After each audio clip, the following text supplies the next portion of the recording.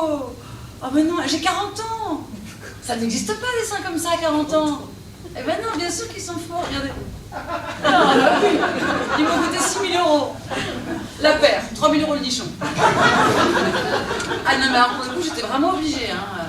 Ah mais si je vous jure, après ma grossesse et mon allaitement, j'avais des seins comme des couilles de vieux. Et puis alors pour finir avec les mots qui n'aident pas, le masculin l'emporte sur le féminin. Non mais il faut y prêter attention quand même à ces mots qu'on rabâche à tous les enfants de France depuis des décennies. Le masculin l'emporte sur le féminin. C'est pas rien comme expression. Enfin en tout cas moi quand j'étais petite et qu'on me répétait ça, ce que j'entendais moi c'est « Ma chérie, le masculin est plus fort que toi. Il a le pouvoir sur toi, il a le droit de t'emporter et t'as perdu d'avance. » Ben c'est pas les conditions optimales pour s'épanouir. Tu dois te justifier si tu avortes. Mais tu dois aussi te justifier si tu n'as pas d'enfant. Ou trop peu, ou trop tard, ou trop tôt, ou trop pas comme il faut. Tu dois te justifier si tu allaites trop longtemps.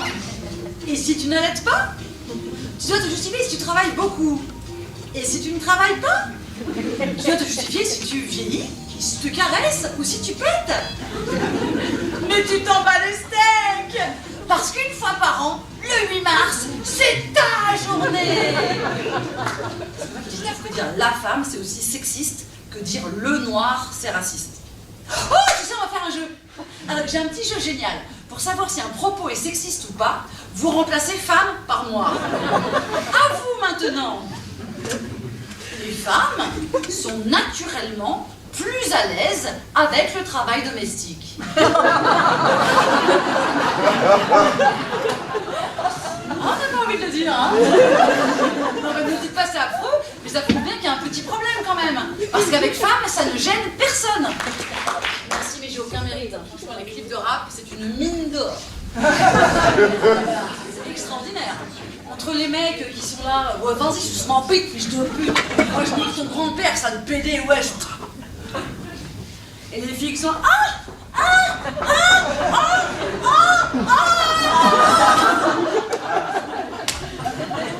c'est vraiment l'Eldorado de la connerie sexiste. Ceci dit, au moins c'est assumé. Voilà. Parce que l'autre endroit, c'est plus discret, mais toujours aussi con. Hein. Mais la publicité, par exemple. Sauf que les bonnes femmes sont toutes des espèces de nuchasses qui passent leur temps à prendre des douches à poil. Bon, évidemment, pour ça, c'est plus pratique. Oui, sauf qu'elles font aussi le ménage à poil, ce qui est déjà beaucoup plus perturbant. Tant qu'elles ont des orgasmes à chaque fois qu'elles voient une surface propre. Je fais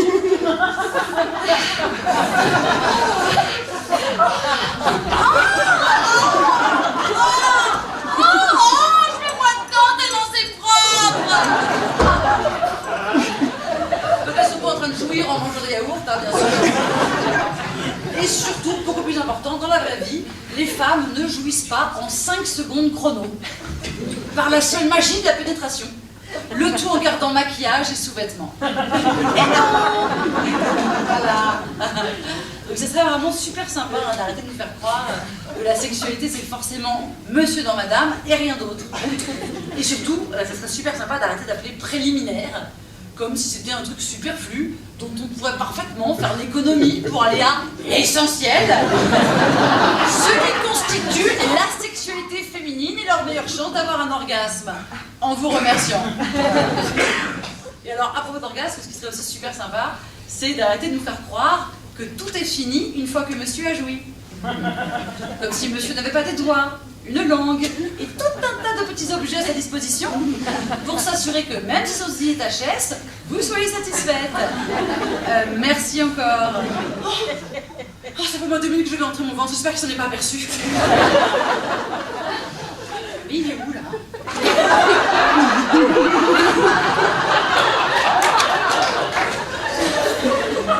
J'espère que je crie assez fort, qu'il ne pense pas que je suis frigide. J'espère que je crie pas trop fort, qu'il ne pense pas que je suis une traînée. J'espère que j'ai choisi mon sexe. Enfin, qu'il est normal, quoi. Faudrait peut-être que je le fasse vérifier. Et s'il n'était pas normal, s'il fallait que je fasse une chatoplastie.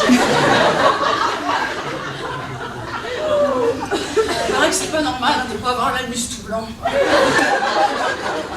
Oh, bah, le mien, il est carrément pas tout blanc.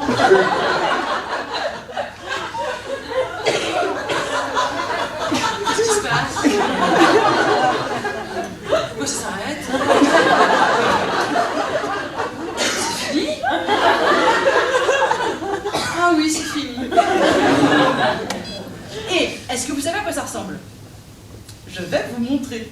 Donc là, je vais vous montrer un clitoris à l'échelle. Il est vraiment à taille réelle. Attention. Tadam! Ah! Ça vous en bouge à quoi, hein? Donc ça, c'est exactement un clitoris. Et la deuxième raison, c'est qu'il fallait bien justifier cet esclavagisme barbare. Il fallait bien justifier l'infériorité féminine. Alors qu'est-ce qu'ils ont fait, les gars? Eh bien, ils ont inventé les mythes et les religions. Voilà. Dont le projet, en gros, c'est l'homme est un pur esprit, trop stylé, à l'image du Dieu. Et la femme, elle, est un corps inerte et sans volonté, à la disposition de l'homme. Voilà.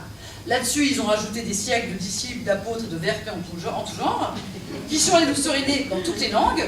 Femmes, soyez soumises à vos maris. Hommes, aimez vos femmes. Ça, c'est Saint-Paul, mon BFF, je le kiffe, lui. Mais c'est qu'un exemple, le truc, c'est pareil partout. Oh là là, pareil partout. Et vas-y que je te refuse la citoyenneté, vas-y que je te refuse le droit de vote, le droit de prêche, le droit d'hériter, vas-y que je te bouffe, que je te cache et que je te voile, bref.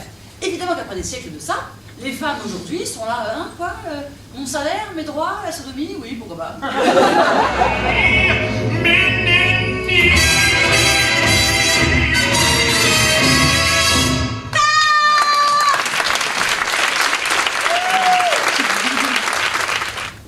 Il faut pas que j'oublie le Pakistan, où 6 femmes meurent tous les jours de violences conjugales. Il ne faut pas que j'oublie la France, où c'est beaucoup mieux, puisqu'une femme meurt sous les coups de son conjoint 1 jour sur 2 seulement.